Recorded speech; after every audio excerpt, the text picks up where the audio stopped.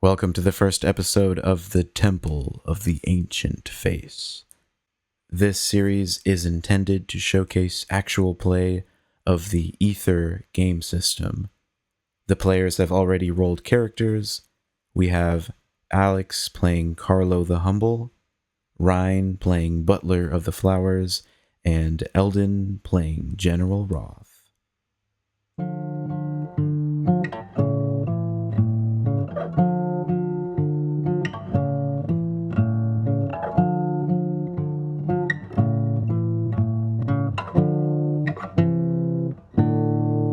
Eldon, would you think on a name for a city, please?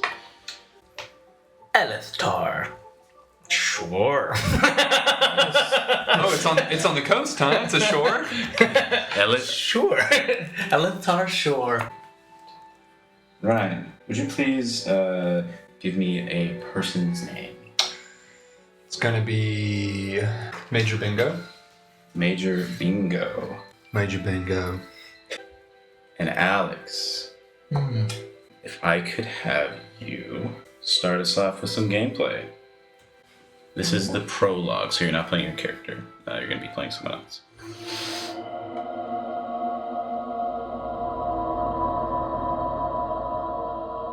You're a devout worshiper of an ancient being.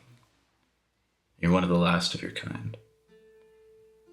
Nearly all the other monks took their lives. You are trapped in your temple and have been there for centuries. The being that you worship cursed the temple after a ritual went wrong. You lie in bed after another long night of half-heartedly theorizing ways to lift the curse. You begin to float and hover over your bed.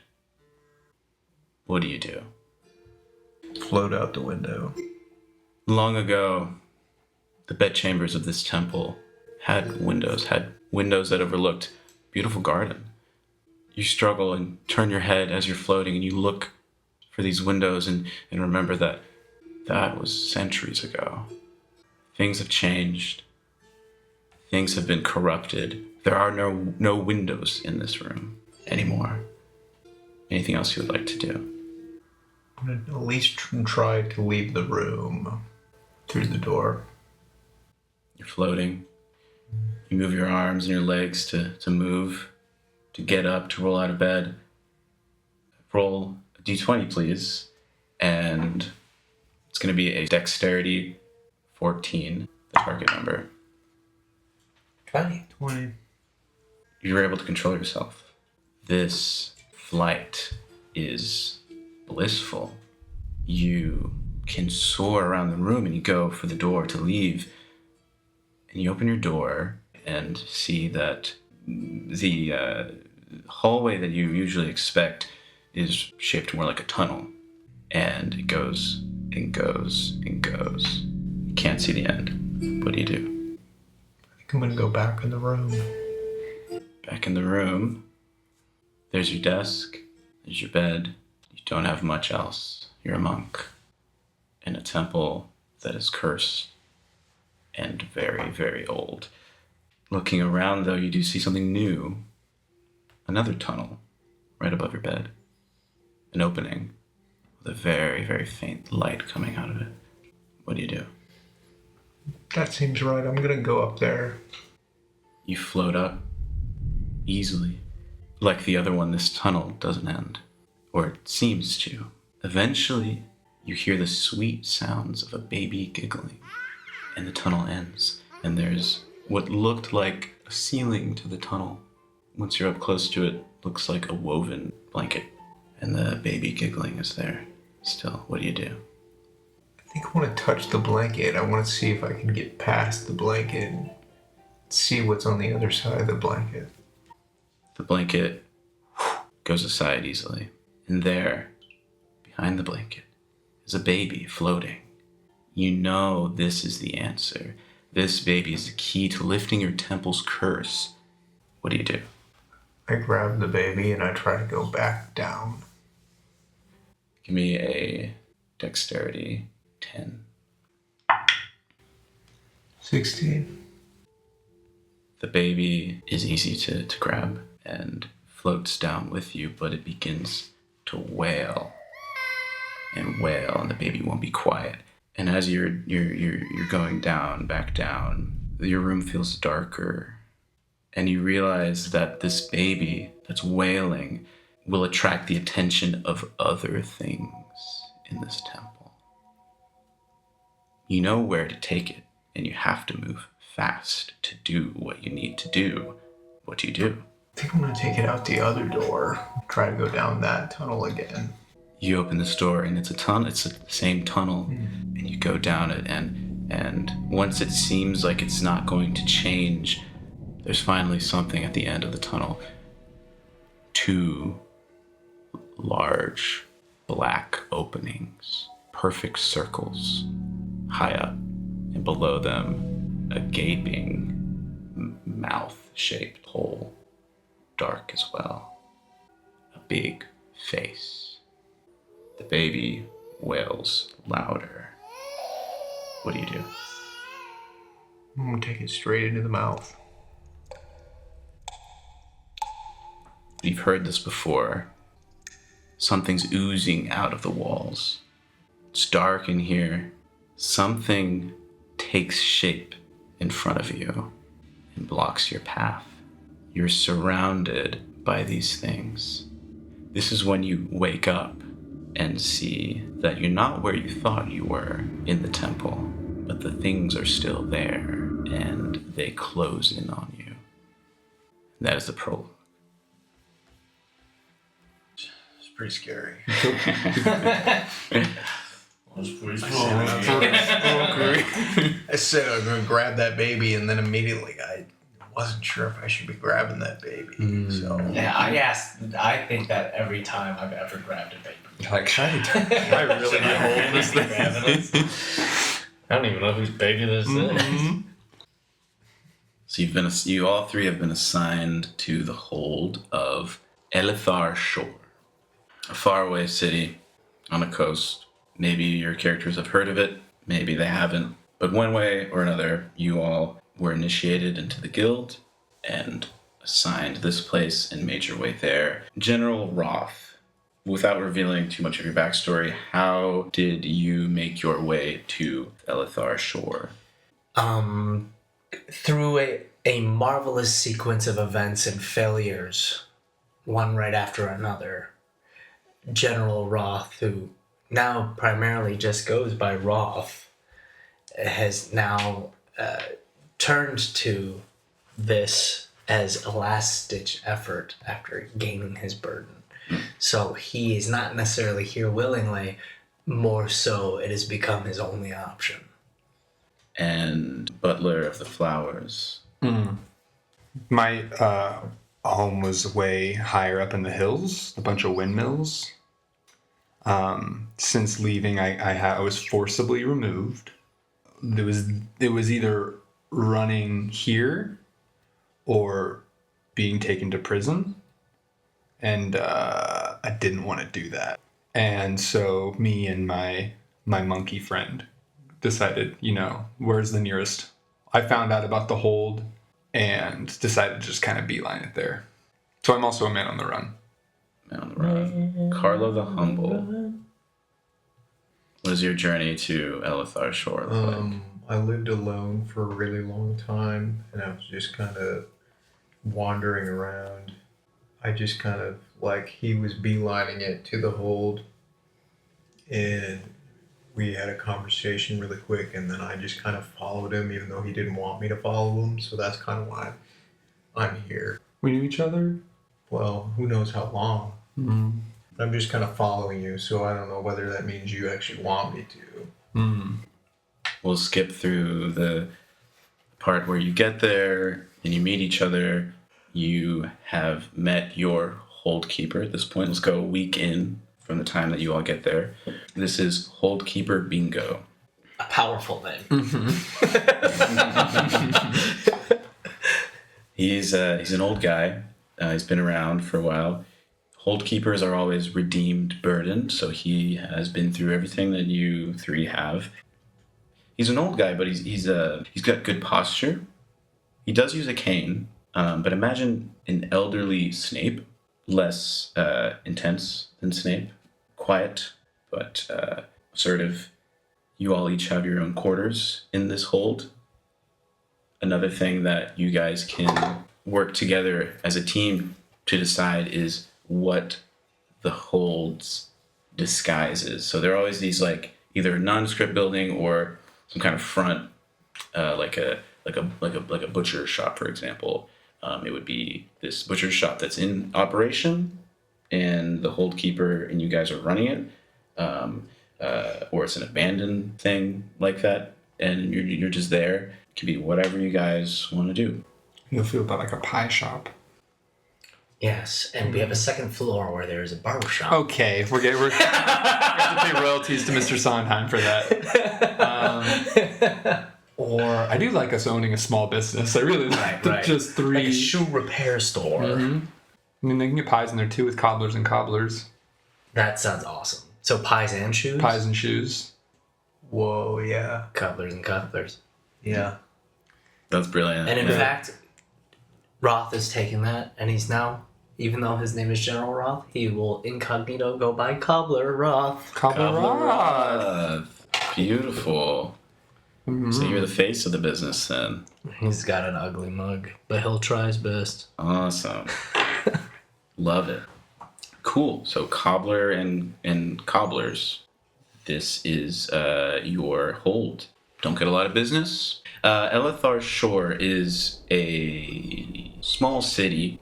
Definitely the biggest sort of settlement in the, 100-mile radius.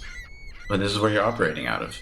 A weekend, you've made yourselves acquainted with Holdkeeper Bingo and your quarters. You've settled in, and we'll jump to a morning. Early morning. Holdkeeper Bingo wakes you all up and says, I believe there is an opening. It is not far from here. Follow me. He leads you through the town, right following that, but if there's anything in this moment that you would like your characters to say or do, or any questions. I just make sure that my teammates' shoes are properly tied before going out the front door. It's a marvelous idea. Yeah. And they're not. They're not. Oh, come here. I gotta give you a 1-2 buckle my shoe. Double knot. There we go. We all have invested into Velcro shoes, which nobody knows what that is at this time. That's witchcraft. So which is why another reason why the collar shop does not do very well. It's because we're too cutting edge. It's too cutting edge. Somehow we figured out Velcro, but we're too dumb to tie our shoes. You see Holdkeeper Bingo putting on his Velcro shoes at the door and leads you on. So yes, he says it's not very far. Typically, they are a journey to get to. But with this, he's leading you through alleys, getting deeper into the heart of the city. These cobblestone, narrow streets. He's old, but he's moving nimbly. And after a few twists and turns, two men come rushing around a corner. One has a spiky club and staggers as he walks, and the other one is pretty big and he just kind of has like his arm to support the other guy. And they stop when they see you all, and the one who's staggering with the spiky club goes, "Oi, any of you lot seen a baby?"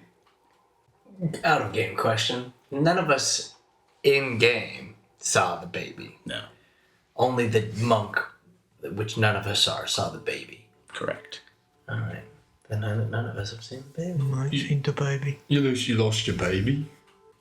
Didn't lose my baby. Oh, Okay. Sorry. Just let me know if you've seen one. But you did lose a baby. No. I did not lose a baby. The baby's fine. It's somewhere, and I'm going to find it. I'm taking like a ear to the wind. Do I hear like any baby crying anywhere nearby? No baby crying. But Holdkeeper Bingo will kind of step aside, raise an eyebrow. and sigh. Oh, Keeper Bingo, have you seen a baby? I have not. So we haven't seen your baby. We're going to need you to get out of our way. I'm sorry. Well, where are you off to then? It's none of your fucking business where we're off to. Well, To be that honest, seems I don't nice. think It's we just- know where we're going either. That's a good question for Mr. Bingo. Mr. Bingo? What a stupid name. I think it's a powerful name. Yeah, what's your name? It's Felix. It's Felix. What a generally ordinary name. Yeah, it's pretty lame.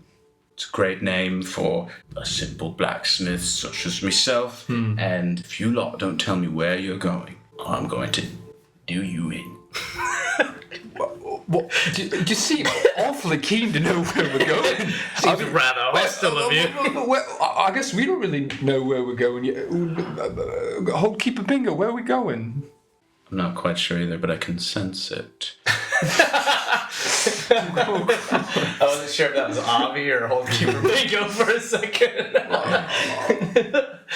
I'll tell you what, friend, do you want to come along with us where we're going? See if there's the babies, maybe, I don't know, just we find it along the way. Would that be helpful? We're going to the baby. I want to see the baby. Okay, he wants to see the I want to baby. see the baby. This guy loves We a are child. turning into the Beatles. Paul, you're so strong, Paul. I want to see the baby. I dipped into British so immediately.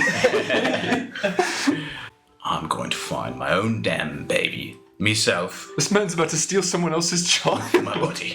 This is Gerald, and he's my friend, and he's going to help me. I don't need your help. Is this your child that you're looking for? No, it's not his child. He said that earlier. He's looking for a baby, not his baby. Oh. It's not yet. Can it tie its shoes? Can it tie its shoes? Important question. Can it? Can't tie its shoes. It's only Your shoes just are looking a wee little. thing. Your shoes are looking a little worse for wear, by the way. If you need a touch up, you can swing by Cobblers and Cobblers. We'll hook you up with a 20% deal. If the baby can't tie its shoes, have you seen these kinds of shoes? You don't have to tie. You don't have to tie him. Also, if you Gerald, I've had enough of these. And he starts swinging his spiked club around. Right. All right there. Yeah, okay. that's enough of that. That's I a proper think. threat, I think. All right. Are we gonna have to rough you up? I don't think you want to mess with these think we're fellas. gonna They're rough 'em nice up. and strong. They've been eating their pies. Ah! And he'll go at whoever's closest, whoever we think that is. Who spoke last? I think it was me. I said they've been eating their pies. So he's swinging his arm up and he's got his big spiky club, right? Sure does. Since he's got his arms up, I would like to take a half action to try to ram into him to get him off balance or to tumble him down. Either way, he's got his arms up, so he's wide open. So I'm going to try to ram into him. Sure. He is clearly inebriated, so this should not be hard to do. I'll call that a strength 11. Strength 11. All right. And I add my strength number to that. So, this hasn't come up yet, but in case it does now, we're going to flip to attribute rolls, and I will just briefly go over the Grace Law, which states if you can only meet or beat the target number by adding your attribute bonus, your roll is a partial success. Perfect. So if I were, since it's an 11, say if I were to roll a 10 plus 3, it'll only be a partial success. Exactly. But if I roll anything below that with my added number, it's a failure. But if I just straight up roll higher than that, it's a full success. Exactly. All right, great. Wonderful. All right, I'm going to roll my d20. Strength 11. That is an 8 plus 3, and it meets it to an 11. That meets it. Cool. So, that is a partial. You do knock him over. He falls. The club that he was holding flips out of his hand and does graze into your shoulder. Okay. And you'll take 1 hit from that. And I put that into HP. See stamina as a buffer before HP. Oh, cool. So you're gonna tally 1 stamina into your stamina. Yeah. So that means I have 1 light action left. Exactly. Or small action? What is it called? Quick. Quick action. Yeah. I'm gonna use that quick action to try to kick away his club. Okay, kick it away. Perfect. Yeah. Strength 4. Easy. 4. Easy peasy. That's gonna be another 8 plus 3 for 11. Beautiful. That is a full success. You kick it away, clatters into the gutters of this street. So he's on the ground. His friend, Gerald, is going to pull out a little knife. Doesn't seem like he wants to fight, but he's ready to defend his friend here. Turn moves clockwise around the table. Carlo, you're up next. Got the guy on the ground. You got his buddy pulling out a knife, going for Roth. What do you do? Well, I gotta rush the other guy, I guess. I think I want to just like barrel through him. I'm gonna do the full action. Great. He's a big guy, so I'm gonna call that strength 14. 13. 13. So you're 1 under. So even with the bonus, you didn't reach the target number, so that is a failure. You don't do what you set out to do. This guy, maybe you thought that he was also drunk by chance, but no, he's sharp, he's quick. He sidesteps. You go tumbling into the wall. As you do this, he doesn't get you with the knife, but he kind of elbows you to back you off, and you're gonna take just 1 hit from that. Butler, what do you do? While he's focused on Carlo, the guy who just with the knife, I think I just want to take a full action to take my battering ram down on his foot to just kind of de-escalate non-lethally. Sure, yeah. Yeah. Battery ram on his foot, full action. I'll call that another 14, strength 14. 14? Can I use my 15, sorry. A foot is harder to hit, 15. smaller? Yeah. Can I use my heavy weapon skill? Sure. Cool. Advantage. So I get advantage on it? Yeah. 16 on one of them. Naturally 16, so 20. Great, yeah. You do exactly that. Describe what this looks like, and after this, know that he will be de-escalated, and yeah. So I see this Carlo kind of going towards this guy with a knife. Doesn't go exactly right. I see the guy get pissed and kind of start going towards Carlo, and I'm like, oh, stop right there. And I just go like right down on his foot, kind of pins him into place. Yeah. From there, I'm just going to leave the battering ram like there, and I'll just kind of back up, like with it just kind of on his foot right there. Yeah. The physics of this are strange. You look, looking on in this moment, you expect the battering ram to fall over, but it's just there, pinning this man to the ground. Maybe there's a loose cobblestone, and you really just kind of sunk that foot under, and he's struggling to pull his foot out, screaming, and the first guy with the club is grabbing around. He's stumbling to get up. This is when we go back to you, Roth. Can I use actions for like a social thing? Like, can I try to use an action to persuade? Mm-hmm. I'm gonna look at the fella on the ground who's looking around for his club, and I'm gonna say, I think we got off on the wrong foot. I think we should reevaluate your poor decisions and move on with our day. What do you think? I'm going to use a full action. Full action, beautiful. And I will use my persuasion skill. Wit 8. I'm not the wittiest guy, but I'm witty enough. Doesn't matter, I rolled an 18 with my advantage. Without much to say, he leaves the club behind. He said he goes up to Gerald and he's like, Would you take your log off my mate? Oh, sorry. Here we go. And I just kind of like, whoop, and just kind of pop it out of the ground there. Oh, it's broken, Felix. What the fuck? Oh, that shoe's proper messed up too. You're gonna have to come to Cobbler's to get it repaired. Screw you. So sorry. And they waddle off, and the guy who's supporting the big guy's already drunk, so they're like slamming into walls, and they start to leave. You guys do anything? But they were proper rude. I'd have to agree. Well, You hear? Major Bingo. I think you three might be just fine. You might survive your first void. Well, what's that now? Looking for a void. Come with me. And he flips his cape around and continues down these alleys and turns, and eventually, through the noise of the city, you hear a crying. Major Bingo will say, he'll stop. He'll say, you hear that? Yep. Sounds like a woman crying. Hurry, go to her. Is that the baby? I don't think it's a baby. Oh, it's not a Needs the baby. shoes.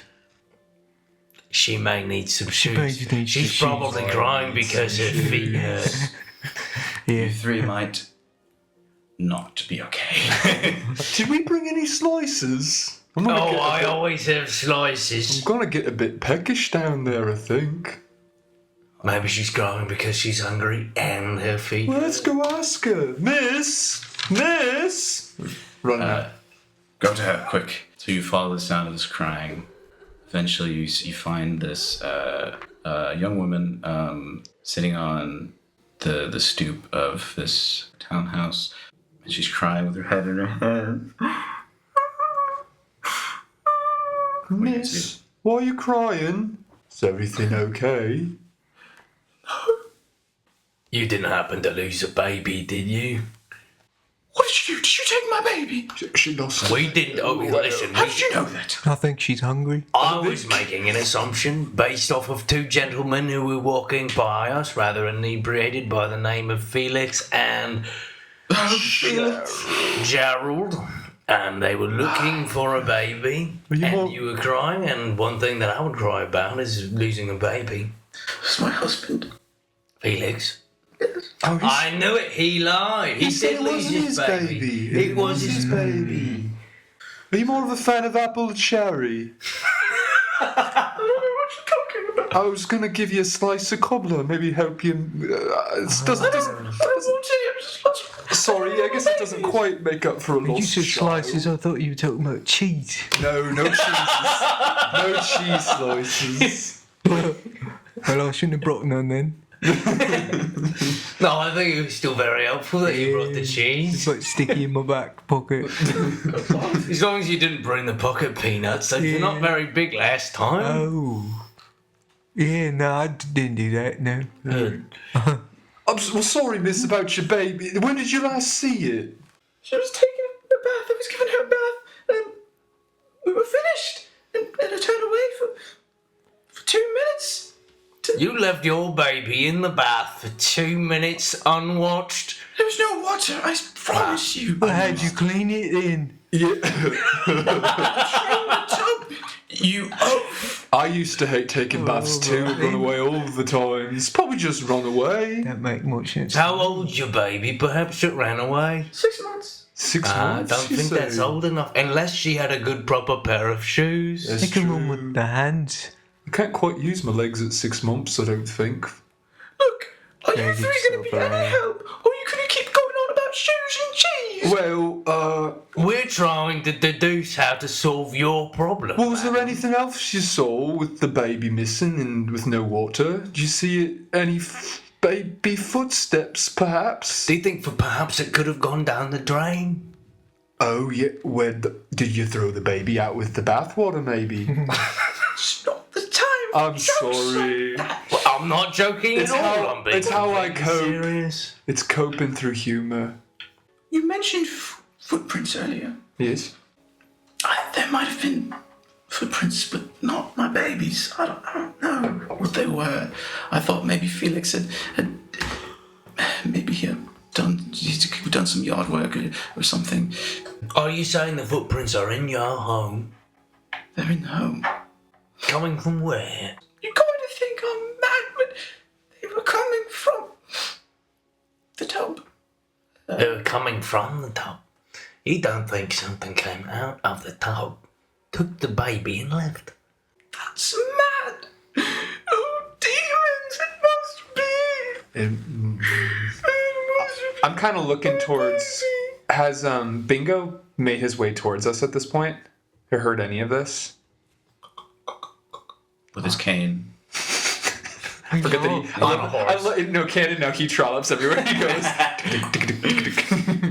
He does have like Sprinting. a little skip in his step. He's there and he says, why don't you go inside and have a look? I'll stay with the woman. Ma'am, are you okay if we go into your home? Just, God, please, go in there and come up with my baby. Go in the house.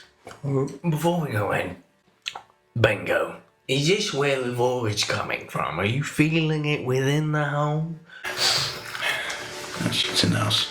Are you sniffing the air? You can smell it.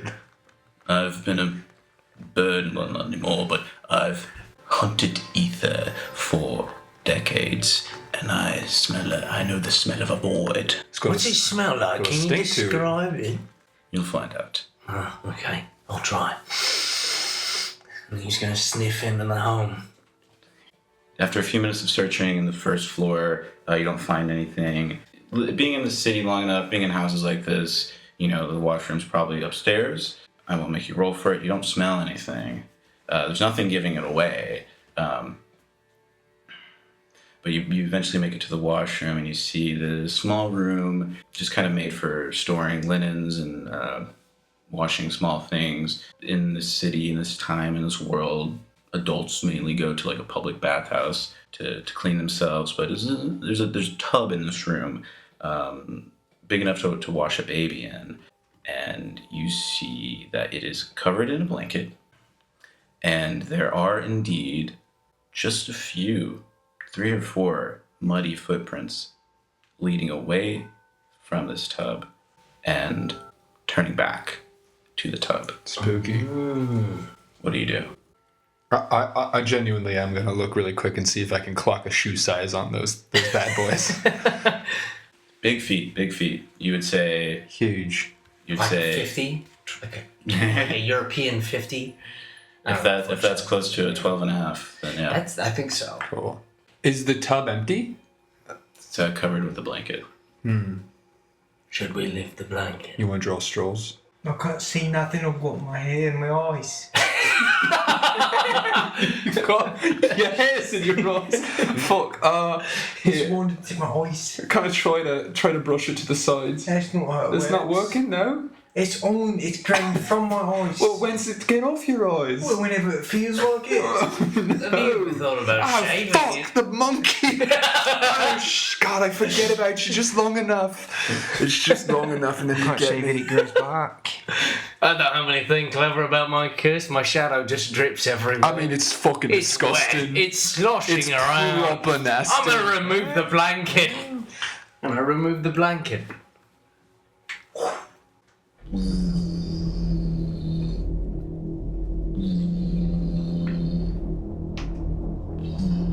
I'm sorry, I ate a lot of beans in my pie earlier.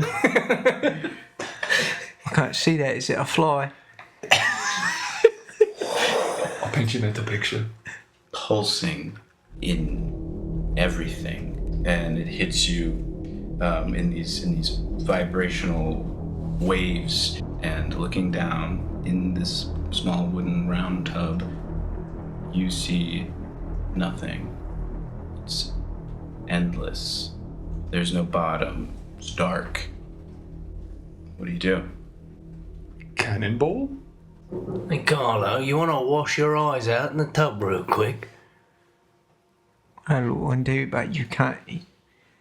I need some kind of knife or something, and then you have to shave some of the hair, but then the hair comes back real quick. Right, you wanna bend over, I can help guide you there. I don't know about that, but I let's could try use it my out. knife on my fire poker to get the air out of You your ever try eyes. burning the hair off?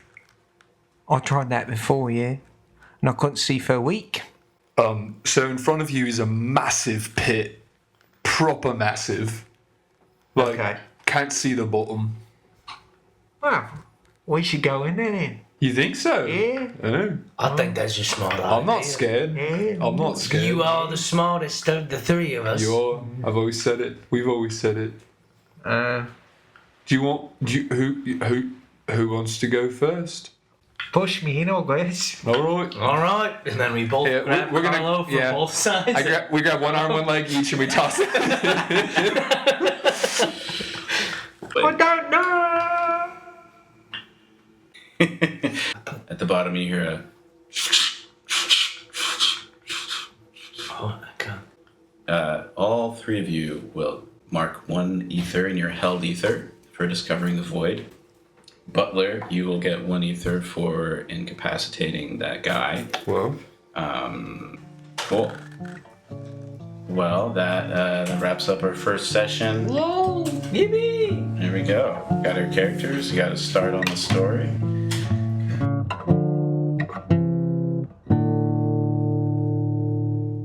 Thank you for listening to the first episode of the Temple of the Ancient Phase in the Ether game system. Big thank you to the players. If you would like to learn more about Ether, check out the rest of the YouTube channel at Ether-RPG. We are recording this series before the book has officially come out, but for now there should be more information on the YouTube channel, such as deep dives on the rules, GM prepping, and other examples of actual play.